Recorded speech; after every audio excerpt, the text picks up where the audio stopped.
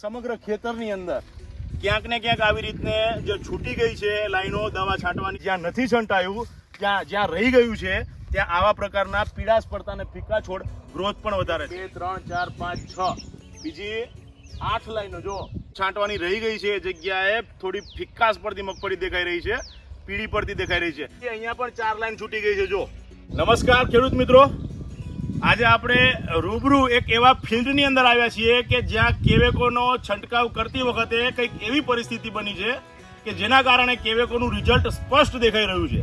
અને આપણે ઉપસ્થિત છીએ દશરથભાઈના ખેતરમાં કૃષ્ણપુરા કંપાની અંદર. બરાબર, થોડા નજીક આવો ભાઈ. દશરથભાઈ, શું પરિસ્થિતિ એવી બની આ ખેતરમાં?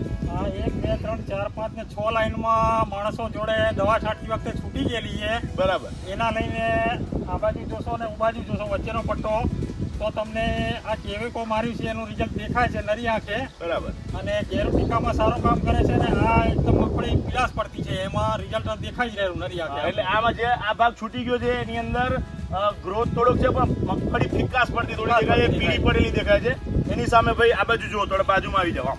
બરાબર, આ જો આ એકદમ ગ્રીન દેખાય છે.